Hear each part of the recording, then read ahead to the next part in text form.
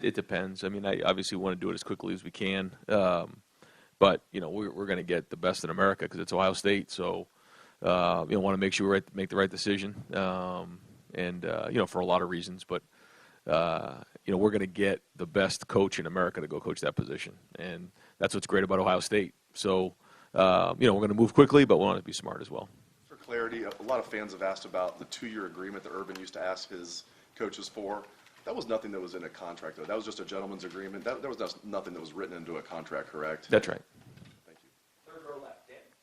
Ryan, how important is it to have guys like Greg Madison and Matt Barnes, who have been a co-defensive coordinator, have been in the defensive backrooms, to kind of help you through that transition when Jeff Hafley leaves? Yeah, I mean, that's huge. Those guys have been around. Obviously, Larry Johnson's been around. Greg and Matt and Al Washington, all those guys are huge for us, and so it's been a group effort, and he's certainly going to miss Jeff and wish him nothing but the best of luck. He's going to do a great job at Boston College, but we got a great staff there. We're going to go find somebody else to fill it in, and we're going to be fine. When you built your coaching staff, did you do that by design to have 2 co-defensive coordinators, to have 2 defensive backs coach, so if somebody did decide to leave, you're not starting from scratch? That's exactly it. That's why you do it that way. When you bring in one guy to run the whole thing and then all of a sudden he leaves, that's a problem. But, the idea of this defense was something that I had a vision of, 4 down front with, cover 1, cover 3, a lot of single high. And that's what Jeff fit perfectly. That's what Greg and Larry believed in. That's what Matt Barnes had done at Maryland. And what Al had done in his past, so it all fit, and so we're going to keep that going. That's the idea. We're not all of a sudden going to change. Jeff came in to run this defense, and he did a great job. But we're just going to fill that in, and we're going to continue to do the same thing that we're doing on defense in the future. Far left, Lori. Coach, I know it's a business trip. Players always talk about bowl trips being business trips, but you've got Christmas coming up. You want this to be something that they can both celebrate today and remember tomorrow. How do you balance them focusing on the task at hand and getting the most enjoyment out of this as possible? Yeah, we try to do the best we can to make it a trip that they can enjoy. It's a reward, but this one's a little different because we still have a lot on the line here, and so it goes back on the seniors, and we're going to talk about that today in our team meeting. And we still have a lot of work to do here on campus before we get out there, but this is a little different. Their curfews are going to be a little earlier, and we shouldn't really have to enforce those if we have the team that we want. And while they have to enjoy it, and they will enjoy it, that doesn't mean that we don't understand what's at stake. And I think our guys will do a great job of that. Connections you rely on when you look to replace Hafley? Like, who are the guys whose opinions on defensive football that you respect enough that you're going to tap them and say, what do I need to replace this guy? Oh, you always have a list. You always have people that you have ready, because you know that in this world, you go to a place like Ohio State and you do well, things like this are going to happen, and you can either go hire somebody that's going to be here for 7 or 8 years, or you can go hire the best in the country, and we're going to go hire the best in the country because that's what I look those guys in the eye and tell them. I told the DBs last year at this time I'm going to go get the best guy in the country. They didn't know who Jeff Hafley was, and now they love him, and they're going to miss him. But I'm going to do the same thing again next year and go get the best there is. And you call around to different people that you respect, but usually the people that you bring in are people that you know really well and you trust. Second row left, Bill. Ryan, we've asked you, I think a couple times this year about sort of how analytics factor into the way you guys game plan and your philosophy. I'm wondering along those lines, how much you look at scoring at the very end of the first half and the very beginning of the second half, because it seems like you guys have been very good at that this year, and it seems like something that, when people do pay attention to analytics, that's important to them and can swing games. Yeah, I mean, I think when you look at it, that is a very important part of the game, that area right there. And if you win those areas, you typically give yourself a chance to win the game. But we don't get too pigeonholed on exactly like us trying to like game plan those times of the game. But certainly there's when you're talking to the guys, you say, hey, listen, this is a big point of the game. We have to really be on point right here. And you just kind of talk about those things. And I think the more the guys play the game this year and the more experience they have, they understand those critical times in the game where you have to be on your game. And like you're saying, those are important. But to say you game plan or do anything different in those moments, that's probably not accurate.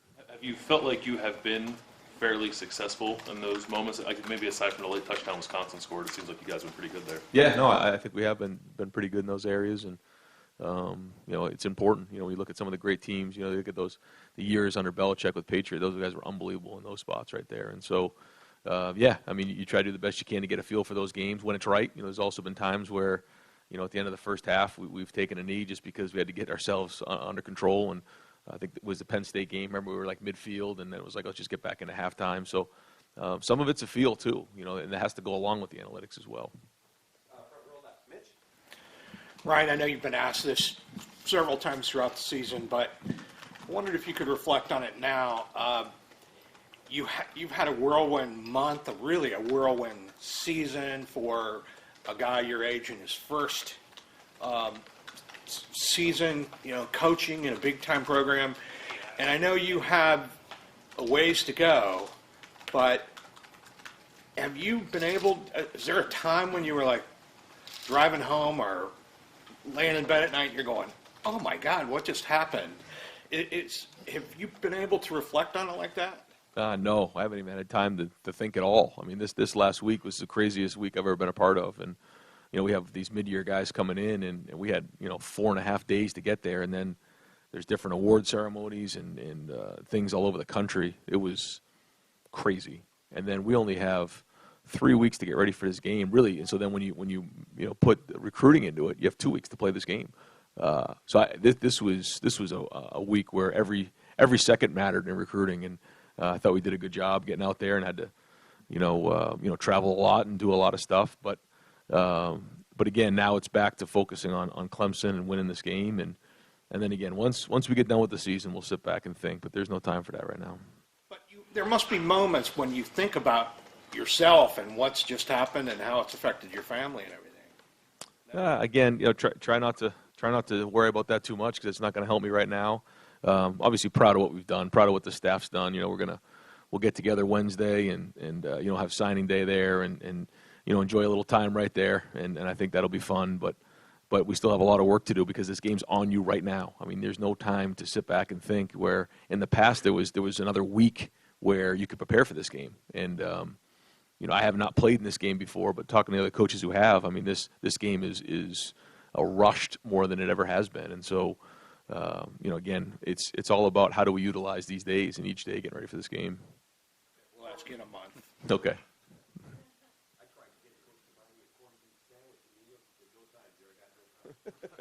Gotta go. So Ohio State has 8 national championships and probably twice as many teams that came one win short, and maybe a handful of those teams were maybe one game away from not just being champions, but like a legendary team, and then they lost a game. They just kind of another team. I wonder if that's something that you incorporate into your message with these guys. Yeah, it will be. We haven't talked about that part of it because we hadn't been to this point yet, and we didn't want to get ourselves or too far ahead of ourselves. But that is going to be part of the message, though, that if you want to be known as one of the best of all time and be up there with the national champs, and you want to be in rare air, here we go. This is the push right here, and so. That will be part of the message.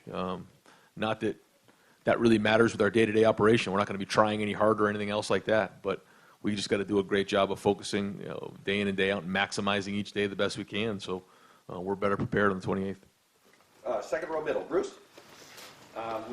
Is Al Washington under contract? If he is, will you allow him to go to BC for a defensive coordinator position if he wants to?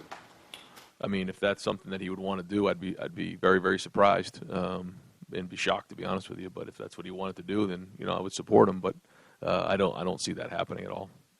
You were at the Heisman, Hurts, Burrow, Fields, all transfer QBs. We've chatted before about this new world you're in, but man, I mean that's like confirmation of the new world. That how do you keep a 4 or a 5-star happy when they can look and they see 3 of the 4 guys there found a better situation? I think it just goes to show you what the temperature of quarterback play is right now in college football, and I think especially when you look at our situation, you had Dwayne, you had Joe, and now you have Justin. It's just amazing to think that those have been really the 3 quarterbacks that have been in that room over the last 2 to 3 years. It's just amazing, and I'm so happy that it worked out for Joe. You couldn't happen to a better person or a better family, and just awesome to see. But but yeah, I mean, it's one of those things I think you just have to deal with on a year-to-year basis and try to figure out the best way to, manage your team. And it's not easy. You like to have 4 quarterbacks. It's almost impossible not to have 4 quarterbacks on your roster that are on scholarship because they all want to play right now. And, the great thing about coming to Ohio State is you're going to get developed at a high level. And, the hard thing about that is, as you develop these guys, they if they can't play at Ohio State, they feel like they can play somewhere else. And so then they go on and possibly try to play somewhere else. And so that's frustrating. But at the same time, like you said, that's kind of the way it is now. And we don't like that. We want guys to be here and stay here and be here throughout their whole careers. But at the same time, I'm also understanding of, what people want to do. And so we'll just keep adjusting as time goes on. Say about, is it about the player, about the way quarterbacks are developed now in high school? Is it about how college offenses are? In the case of Fields and Hurts, they show up. They didn't sit a year. I mean, Joe was at least at LSU for a year and played, but it's like instant results with Justin Fields and Jalen Hurts in totally new systems. Well, I think when you look at Jalen and Joe, they're both grad transfers who had, played. First off, Jalen had played in national championships and played a lot of football, so that doesn't surprise me at all. Joe going down there and playing the way he did doesn't surprise me either. He's played a lot of football here and been around some really good quarterbacks and JT and learned the right way. And I think Justin's probably the anomaly where he came in and was a first-year starter and in short order got himself ready to play and played at the highest level of college football and as a sophomore. So that's a tribute to what he's done. Last thing, did you see where ESPN ranked Urban the 46th best college football coach of all time? I didn't see that, no. Or you feel fortunate you got to work for the 46th best college. Seems a little low. I don't know. Yeah, I don't know about all that. You mentioned the schedule already, how crazy last week was and everything. I mean, you had the award circuit recruiting. I think this week's also a little condensed. In the past, the time has been almost too much before a bowl game. This year, it's different. How do you manage it? How difficult is it to plan when it seems like there's not too much time? Yeah, no, it's different, but it's the same for both teams, and this is like anything else, like dealing with rain or something like that on a game. This is the situation. Now we got to deal with it and maximize it better than our opponent. That's what it comes down to. And to say it's easy, no, it's not easy. It's a lot. You talk about getting worn down and just running from day to day as hard as you can go, waking up early in the morning, going to bed late at night, and flights and everything else. And there's a lot that goes into it, but it is what it is, and that's why we have a great staff and we have a great team that we can handle it, and good maturity on the team that we're going to go in and have a great week of practice this week. We're going to let them go home for a couple of days, catch their breath, and then meet out in Arizona. The players that were traveling last week, do they have a set things that you guys want them to try to do on the road to stay in shape? Yeah, we try to make sure that we get a good lift, good run when they get there, and then also when they come back, and just make sure we're on top of that. But really those guys, they need rest too, coming off of a long season. So, and they weren't gone long enough that it made a big difference. Over here to the right, Don. Coach, as you look at Clemson, what jumps out on their defense and how good are these guys? Yeah, I think they're really good. I think they have a lot of skill, a lot of speed. Simmons is the guy inside that kind of makes everything go. And they do a great job of changing up looks, 3 down, 4 down, a lot of pressure, try to get you off schedule. And, historically over the last, decade or more, Brent Venables has been one of the best defensive coordinators in the country, and they continue to be really good on defense. And there's a lot of good players, a lot of good talent over there. The back end's, as good as we'll see. They have a lot of skill. It's been a grind to get to this point, but now you're here. There's only 4 teams. What's the philosophy of the team? What do you say to these guys? Because, one of these 4 is going to be a national champion. Yeah, I think the first thing is, you have to believe. You have to believe that you belong as national champs, and then you go from there. But our preparation doesn't need to change in terms of what we've done to this point. We don't need guys to do extraordinary things. We just need them to continue to do what they're doing.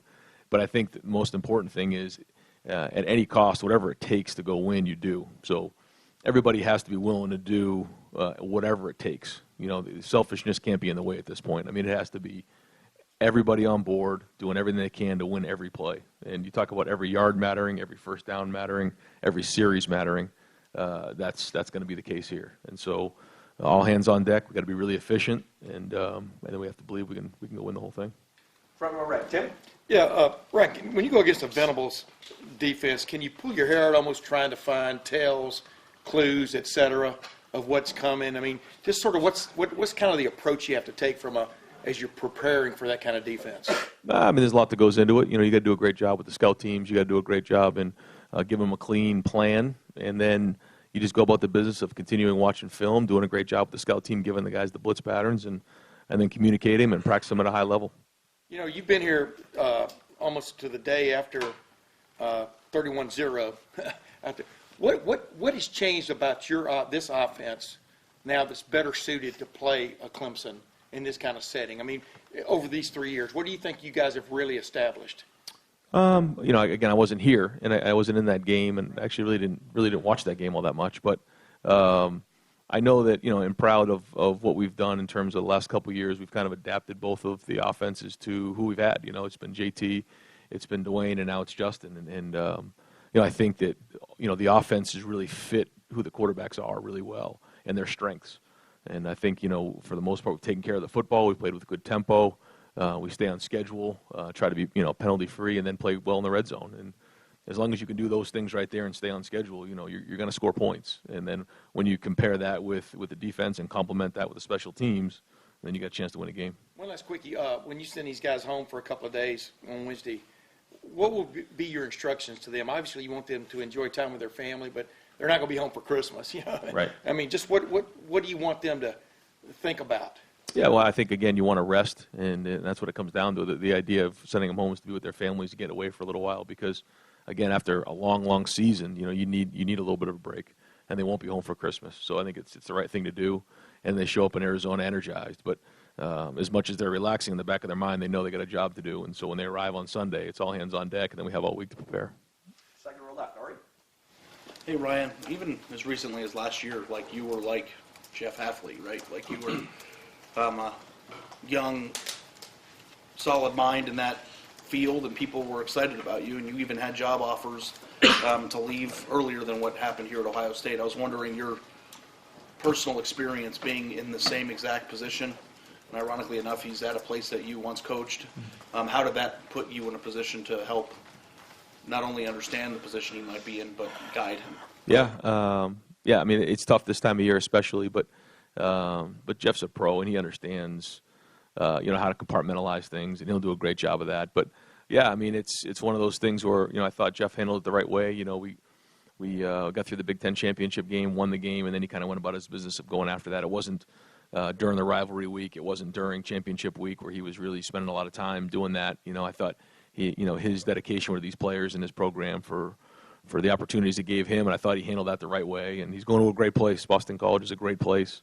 Obviously, I was there for 9 years and have my master's degree there with great people there. And so, between Martin Jarman and Father Jack and Father Leahy, I mean, they'll do something good there, and he'll do a good job. But he's going to finish out the season with us, and hopefully it's after the national championship, and he's going to have to dual role a little bit. But they have a guy on their staff who's doing the same thing, and it's kind of the way it goes.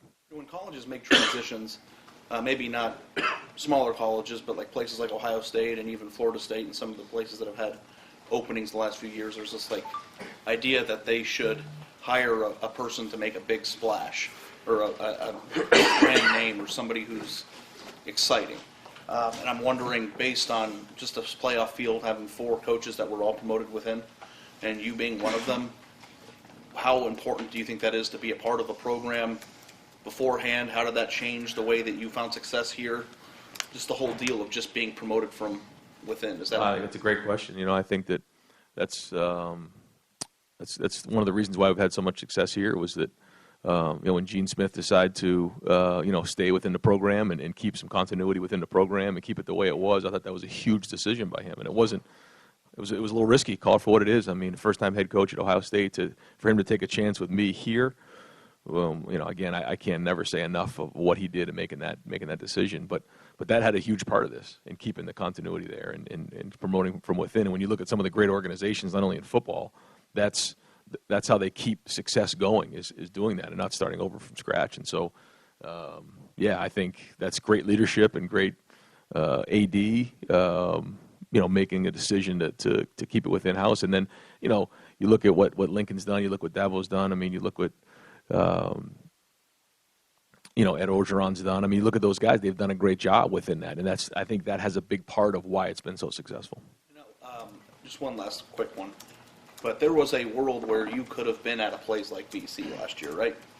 And I'm wondering, based on the experience that you've had right now and where you are, do you ever think about what it would have been like had you had to start somewhere new, somewhere fresh, maybe somewhere that didn't have all the built-in foundational things that Urban built here, but just like being the big hotshot name that got hired to go somewhere else, what that would have been like and how much more challenging maybe that would have been. Yeah, I think every situation's different, and you just do the best you can to try to figure out what's right at the place you're at, and every situation's different. And so Jeff's going to be going into a situation that's very different than the situation I walked into, and doesn't make it easier, doesn't make it harder. It's just different. And you do the best you can to figure out what's right, and then you trust your gut and you go with it. Any sense right now of where things are physically for Sean Wade, and how much has he had to kind of gut things out here these last couple weeks? Yeah, no, he's been doing a good job, and we're getting a lot of rest here. So as we get going in practice today and this week, we'll probably have a better idea where he's at. And as far as when you have a guy who is so, with athletes, so critically involved in recruiting, especially a position as important as defensive backs for this class, how awkward is that here for these few days? How do you guys sort of figure out how much he's still involved and how much you don't want him involved and that sort of thing? No, it's not awkward. These guys chose this school for for Ohio State, and and for what we're doing on defense, and that the defense isn't going to change. And I've talked to the recruits about that. It's my job to go find them the best in the country, and I felt like I did that last year. I'm going to do it again this year. We're not going to change the defense. The defense is a vision that I had from early on when this whole thing started, and Ohio State's been here a lot longer than Jeff Hafley, and it's going to continue to be great. And Coach Hafley was a big part of the reason they came here, but it wasn't the only reason. And so our guys have been strong in their response, and they're excited to sign on Wednesday. Ryan, are these? You've talked about the value of these practices several times, but are they more like an off-day, bye-week practice because you don't have a game this week, or is this a game week? Yeah, this one's a game week. So we practiced Friday, Saturday. That was more of, like you're saying, a bye-week practice, and then we're into game week now. With you talked about Justin on that Friday before the Big Ten title game, and obviously the toughness has shown, and he was limited in practice that week. Has that still been the case for him last week? How close do you think you can get him back to full mobility by next week? Yeah, no, I think with this rest, he's going to be at 100%. Second or right, Tony? You've already talked quite a bit about the recruiting, and how much, I guess, reassurance have you had to talk to the defensive backs specifically? No names, obviously, but just reassuring them that things are going to be fine, and you'll have somebody. Yeah, with the guys on our team. Yeah. I'm sorry. Oh yeah. Talk to those guys, every day for the most part, and the response has been good. It's been great, and certainly they're disappointed that they're not going to get coached by Jeff, but they're excited to sign. They've been great. It's been really positive. They understand, this is an unbelievable program that's on the rise. We have a great defensive system, and there's great opportunity in the back end next year. Guys are going to be coming in with an opportunity to play, and so that's excited. So they're excited to be here, and they're excited to find out who's going to coach them, but they will in time. But I promised them I'm going to give them the best situation possible to make sure that they can reach all their dreams and goals. And that's the whole idea, is that they committed, to me as the head coach and to Ohio State, and they understand that, and that's been the response. Do you expect all 5 of them to then sign on this week? I do. And then lastly, are you expecting to sign 2 quarterbacks this year? I don't know. Yeah, we're still working through that. But here's the deal. Right now, we want to make sure that we have, 4 quarterbacks in that room, at least 3. And so that's something that's not easy to do. And so we're trying to figure that out. Like we said before with the quarterback situation, it's tough to make sure we have that. But we have to make sure that quarterback room is solidified moving forward. Right in front, Joey. Ryan, one of the reasons people say quarterbacks are able to play right away, freshman, sophomore, so earlier in their careers is quarterback training growing up.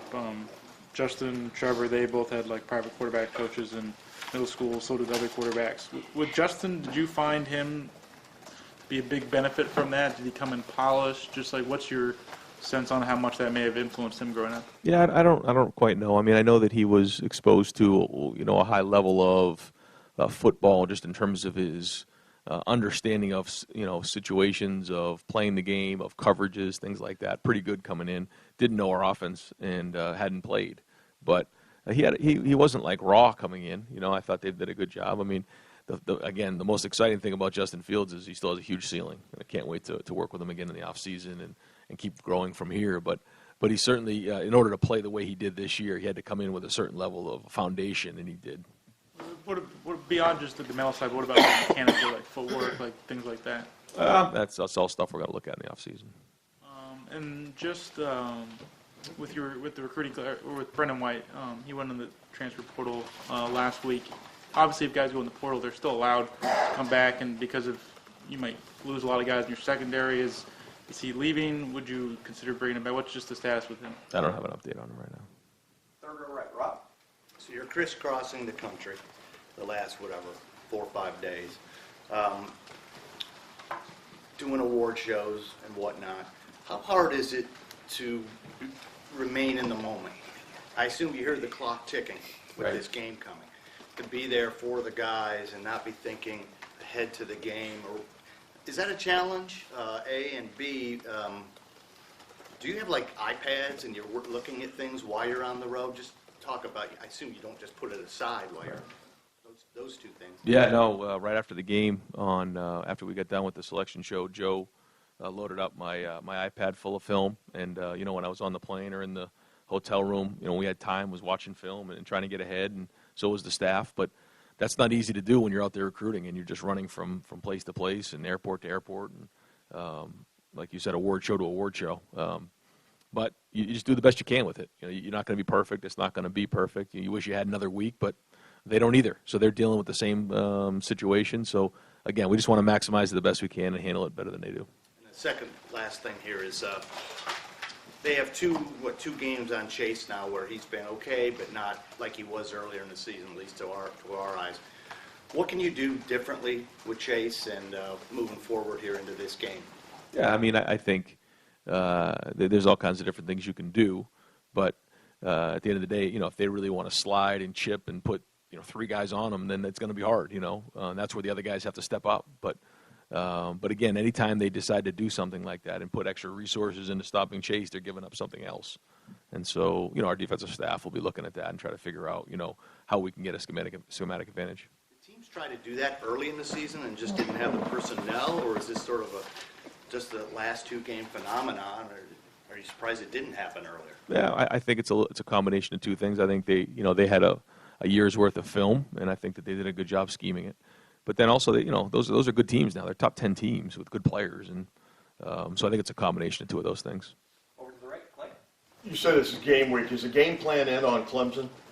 That's this week. So today is like a typical Tuesday practice for us. So Tuesday's first, second down, Wednesday's third down red zone, and then Thursday's kind of our polish. So we're into a Tuesday right now. You were in the room when Joe Burrow made that speech, and as a result of what he said about Athens and Southeast Ohio, I'm seeing on Twitter he's raised like $60,000 at food pantries, etc.